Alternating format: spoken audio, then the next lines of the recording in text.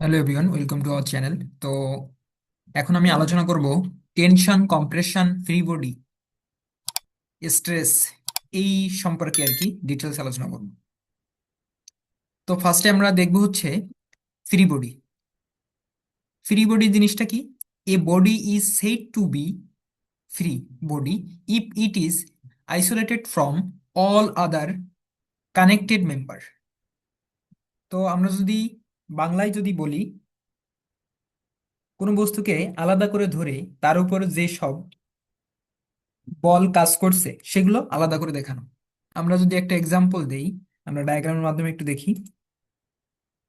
আমরা দেখতে পাচ্ছি যে এইটি হচ্ছে একটা রাস্তা, এইটা হচ্ছে একটা রোড। তো এখানে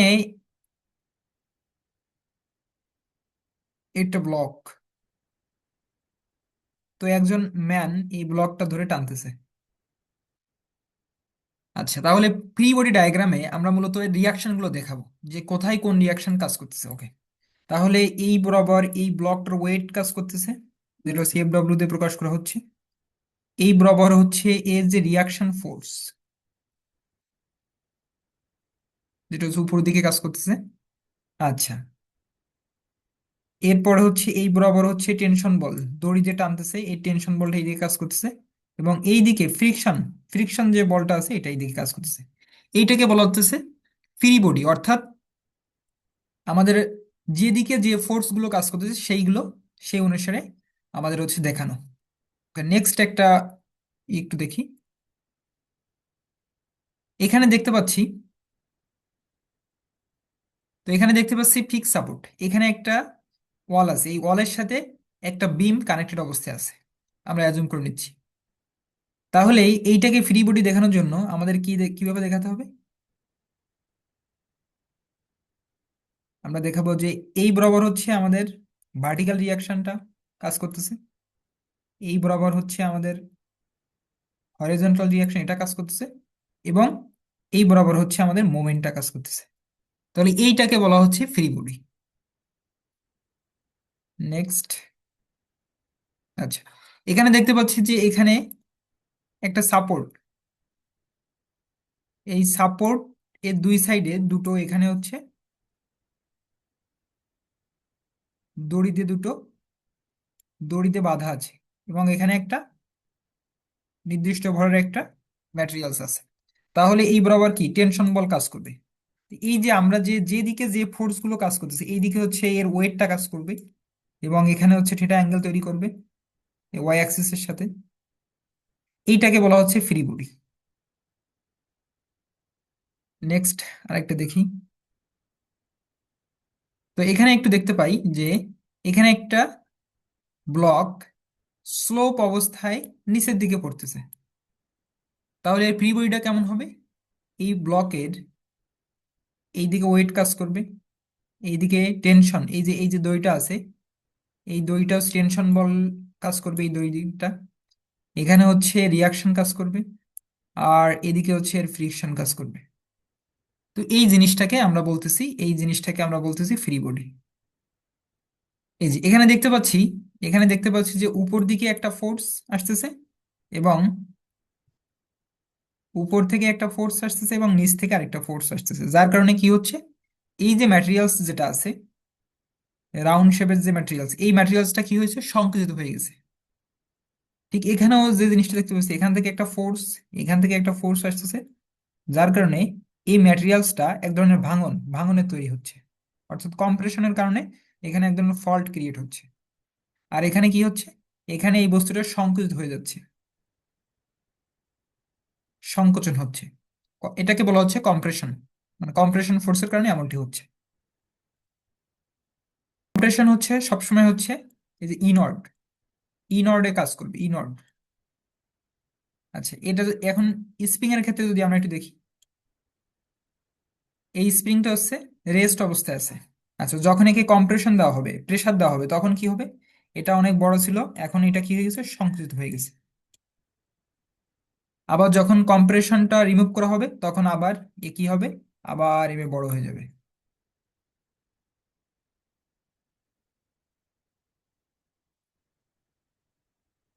আচ্ছা, এরপরে আরেকটা দেখি। এই ক্ষেত্রে দেখতে পাচ্ছি এখানে এই এই যে স্প্রিংটা আছে, এই স্প্রিংটার পরে কি দেওয়া হচ্ছে, একটা নির্দিষ্ট মানে ফোর্স দেওয়া হচ্ছে, যার কারণে কি হয়েছে, এটা সংকুচিত হয়ে যাচ্ছে নিচের দিকে, এটা সংকুচিত হয়ে যাচ্ছে, আস্তে আস্তে সংকোচন হচ্ছে।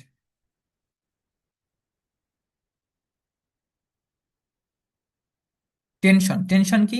টেনশন হচ্ছে বলতেছে স্প্রেড ফ্রম দ্য পয়েন্ট, অর্থাৎ পয়েন্ট থেকে বাইরের দিকে, পয়েন্ট থেকে বাইরের দিকে, পয়েন্ট থেকে বাইরের দিকে। কম্প্রেশন ছিল পয়েন্টের দিকে, আর এখানে হচ্ছে টেনশন হচ্ছে পয়েন্ট থেকে বাইরের দিকে, এটাকে বলা হয় পুল। আর এটা হচ্ছে পুশ, এটা হচ্ছে পুশ।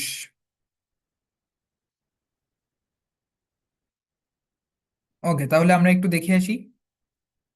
তো এই যে এইটা হচ্ছে টেনশন, যে এইদিকে একজন ম্যান টান দিচ্ছে, এইদিকে একজন টান দিচ্ছে, তাহলে এখানে কি হচ্ছে, টেনশন ক্রিয়েট হচ্ছে, টেনশন। এটা সে অ্যাপ্লাইড ফোর্স, এটা অ্যাপ্লাইড ফোর্স, তাহলে এখানে কি হবে, এখানে টেনশন কাজ করবে। মানে এই দড়িটা আস্তে আস্তে কি হবে, সংকুচিত হয়ে একসময় ছিঁড়ে যাওয়ার প্রবণতা তৈরি হবে।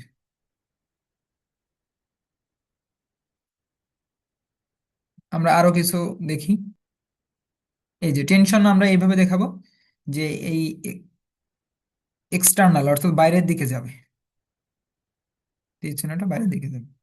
এই গাড়িটা লোডের কারণে এখানে কি হচ্ছে, এখানে টেনশন ফোর্স কাজ করতেছে, এখানে কি হচ্ছে, এই দুটো দুই জায়গায় টেনশন ফোর্স কাজ করতেছে। এখানেও কি হচ্ছে, টেনশন ফোর্স কাজ করতেছে, এখানেও কি হচ্ছে, টেনশন ফোর্স কাজ করতেছে।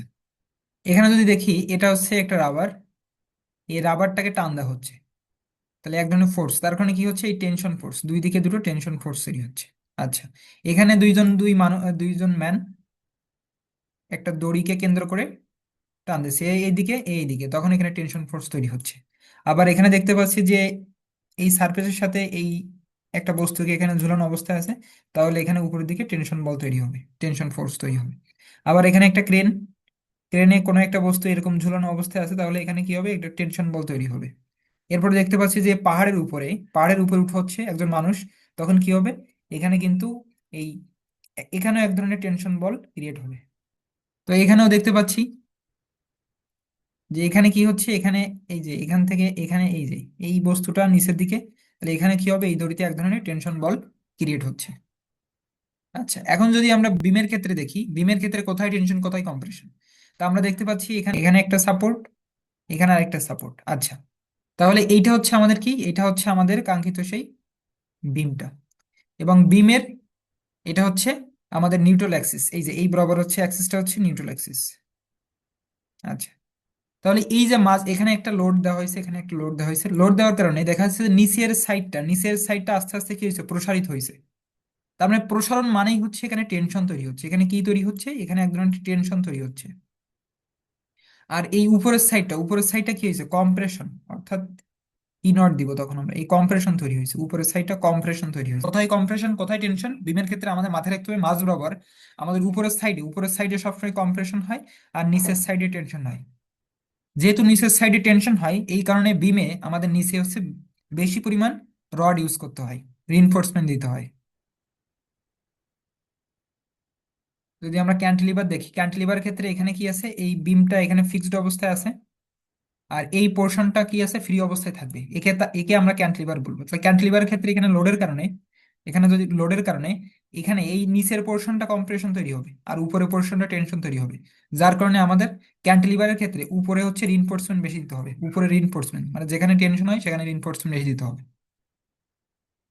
তো এই জিনিসটা আমরা এখানে দেখতে পাচ্ছি যে আমাদের যেখানে টেনশন সেখানে আমাদের এটা একটা বিম, তাহলে বিমের উপরের পোর্শনে হচ্ছে কম্প্রেশন জোন আর নিচে হচ্ছে টেনশন জোন, এই টেনশন জোন বরাবর হচ্ছে আমাদের রিইনফোর্সমেন্ট দেওয়া হয়েছে।